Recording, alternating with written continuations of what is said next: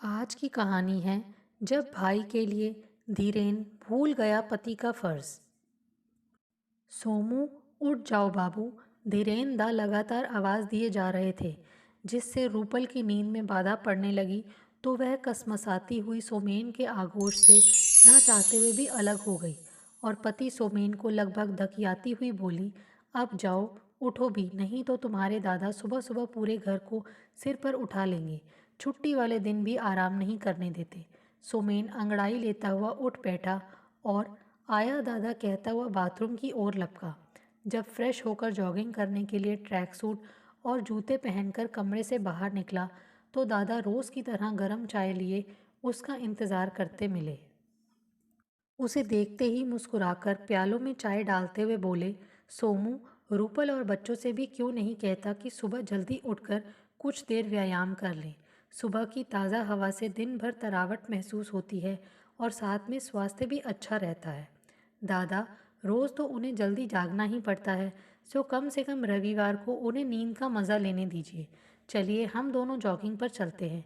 कहता हुआ सोमेन चाय की खाली प्याली रखकर उठ खड़ा हुआ। दोनों भाइयों ने नज़दीक के पार्क में धीमी गति से जॉगिंग की। फिर धीरेंद्र बेंच पर बैठकर हाथ पांव हिलाने लगे और उनके पास ही सोमेन एक्सरसाइज करने लगा। धीरेंद्र 55 से ऊपर के हो चले थे और सोमेन भी 34 बसंत पार कर चुका था। लेकिन धीरेंद्र हर पल सोमेन का ऐसे ख्याल रखते जैसे वह कोई नादान बालक हो। धीरेंद्र की दुनिया सोमेन से शुरू होकर उसी पर खत्म हो जाती थी। कुदरत की इच्छा के आगे किसी का बस नहीं चलता। धीरेंद्र के जन्म के बाद काफ़ी कोशिशों के बावजूद उनके माता पिता की कोई दूसरी संतान नहीं हुई। देखते देखते सोमेन 4 साल का हो गया। धीरेंद्र उस दिन बहुत खुश थे क्योंकि बीकॉम फाइनल में उन्होंने अपने विश्वविद्यालय में टॉप किया था। घर आकर जब उन्होंने यह खबर माँ बाबूजी को सुनाई तो वे बहुत खुश हुए। इस खुशी को अपने पड़ोसियों के साथ बांटने के लिए वे दोनों मिठाई लेने ऐसे निकले कि कफन ओढ़कर घर वापस आए। रास्ते में एक बस ने उन्हें बुरी तरह से कुचल दिया था। एक पल को धीरेंद्र को यूं लगा मानो उनका सब कुछ खत्म हो गया, पर मासूम सोमेन को बिलखते देख उन्हें भाई से पिता रूप में परिवर्तित होने में तनिक भी वक्त नहीं लगा। उसी वक्त उन्होंने मन ही मन प्रण किया कि वह न सोमेन को अनाथ होने देंगे, न ही कभी उसे माता पिता की कमी महसूस होने देंगे। इस घटना के कुछ महीनों बाद ही धीरेंद्र की बैंक में नौकरी लग गई। नौकरी मिलने के 1 साल बाद उन्होंने रजनी के साथ विवाह रचा लिया। रजनी के गृह प्रवेश करते ही धीरेंद्र की दुनिया बदल गई। सोमेन को भी रजनी भाभी कम और माँ ज़्यादा लगती। 2 साल का प्यार भरा समय कैसे गुजर गया पता ही न चला। एक दिन रजनी को अपने भीतर एक नव जीवन के पनपने का एहसास हुआ तो धीरेंद्र की खुशियों की सीमा न रही। सोमेन को भी चाचा बनने की बेहद खुशी थी, पर उन लोगों की सारी खुशियां रेत के घरौंदे की तरह पलक झपकते ही बिखर गईं। एक दिन रजनी बारिश में भीगते कपड़ों को समेटने गई और फिसलकर गिर पड़ी। अंदरूनी चोट इतनी गहरी थी कि लाख कोशिशों के बावजूद डॉक्टर माँ और बच्चे में से किसी को नहीं बचा सके। रजनी की मौत के बाद धीरेंद्र ने किसी भी स्त्री के लिए अपने दिल के दरवाजे हमेशा हमेशा को बंद कर लिए। अब उनके जीने का मकसद सिर्फ और सिर्फ सोमेन था। अब वह सोमेन की नींद सोते और जागते थे। उसकी हर ज़रूरत का ध्यान रखना, उसे खुश रखना और उसके विकास के बारे में चिंतन मनन करना ही जैसे उनका एकमात्र ध्येय रह गया था। कंप्यूटर इंजीनियरिंग की पढ़ाई खत्म होते ही जब सोमेन को एक बड़ी इंटरनेशनल कंपनी में नौकरी मिल गई तो सोमेन से कहीं ज़्यादा खुशी धीरेंद्र को हुई। सोमेन के प्रति उनकी बस आखिरी जिम्मेदारी बाकी रह गई थी और वह जिम्मेदारी थी सोमेन की शादी। साल भर बाद धीरेंद्र ने अपने मित्र रमेश जी की मदद से आखिर रूपल जैसी गुणवती, सुंदर और मासूम लड़की को अपने अनुज के लिए तलाश ही लिया। रूपल के रूप में उन्हें एक बेटी का ही रूप नजर आता। रूपल थी भी इतनी प्यारी और नेक दिल कि सोमेन और धीरेंद्र के दिलों में बसने के लिए उसे ज़रा भी वक्त नहीं लगा। सब कुछ ठीक चल रहा था। रूपल को कुछ अकरता था तो वह धीरेंद्र का सोमेन को लेकर ज़रूरत से ज़्यादा पॉजेसिव होना। भाई के प्यार में वह इस कदर डूबे हुए थे कि अक्सर रूपल की उपस्थिति को नज़रअंदाज कर जाते। वह भूल जाते कि उनकी तरह रूपल भी सुबह से सुमेन का इंतज़ार कर रही है। पति को देखने को व्याकुल उस नवविवाहिता की आंखें शाम से ही दरवाजे पर टिकी हुई हैं। सुमेन भी घर आते ही रूपल को बाहों में लेकर प्यार की बौछार कर देने को आतुर रहता, पर घर में प्रवेश करते ही धीरेंद्र को अपना इंतजार करते बैठा देखता तो मर्यादा के तहत मन को वश में कर वहीं बैठ जाता और उनसे वार्तालाप में मस्त हो जाता। बीच में कभी कपड़े बदलने के बहाने से तो कभी बाथरूम जाने के बहाने से अंदर जाकर झुंझलाई बौखलाई रूपल पर ऐसे तेज गति से चुंबनों की झड़ी लगा देता कि रूपल सारा गुस्सा भूलकर कह उठती, अब बस भी करो मेरे सुपरफास्ट राजधानी एक्सप्रेस, बाहर भैया चाय के लिए प्रतीक्षा कर रहे हैं। फिर दोनों भाई शतरंज खेलते। इस बीच खाना बनाकर रूपल बेमन से टीवी का चैनल बदलती रहती। कभी सोमेन आवाज़ लगाता तो चाय या पानी दे जाती। उसकी मनोस्थिति से सर्वथा अनजान धीरेंद्र शतरंज की बिसात पर नज़रें जमाए हुए कहते, रूपल तुम भी शतरंज खेलना सीख जाओ तो मज़ा आ जाए। जी दादा सीखूंगी, संक्षिप्त सा उत्तर देकर वह वापस अंदर की ओर मुड़ जाती। तब सुमेन का मन शतरंज छोड़कर उठ जाने को करता। वह चाहता कि रूठी हुई रूपल को हंसाए, गुदगुदाए, पर दादा का एकाकीपन अक्सर उसके मन पर अंकुश लगा देता। रात को अपने अंतरंग क्षणों में वह रूपल को मना लेता और समझा भी देता कि धीरेंद्र ने सिर्फ मेरे लिए अपनी सारी खुशियों की आहुति दे दी। अब हमारे किसी काम से उन्हें यह एहसास नहीं होना चाहिए कि हम उनकी परवाह या कद्र नहीं करते। रूपल ने भी धीरे धीरे यह सोचकर नाराज़ होना छोड़ दिया कि जब बच्चे हो जाएंगे तब सब ठीक हो जाएगा, पर वैसा कुछ हुआ नहीं। पिंकी व बंटी के होने के बाद भी धीरेंद्र की वजह से सोमेन रूपल को वक्त नहीं दे पाता। यूं ही और 7 साल बीत गए। अब तो पिंकी 10 और बंटी 7 साल के हो गए थे। अगर बच्चे कहते, पापा हमें किसी बच्चों के पार्क में या चिड़ियाघर दिखाने ले चलिए, तो सोमेन का जवाब होता कि बेटे हम वहाँ जाएंगे तो ताऊजी अकेले हो जाएंगे, तो फिर ताऊजी को भी साथ में ले चलिए ना, पिंकी ठुनकती हुई कहती।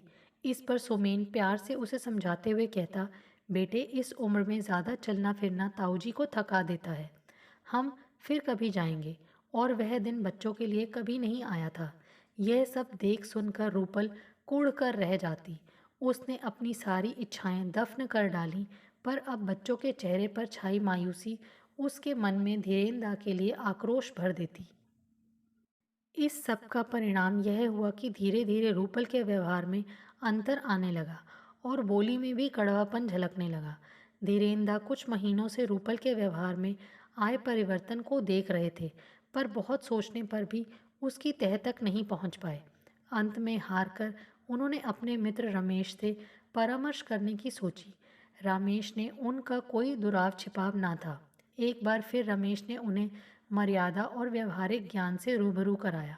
रमेश ने धीरेंद्र की कही हर एक बात ध्यान से सुनी और उनसे उनके और घर के हर सदस्यों की दिनचर्या के बारे में विस्तार से जानकारी हासिल की। फिर थोड़ी देर के लिए खामोश हो गए।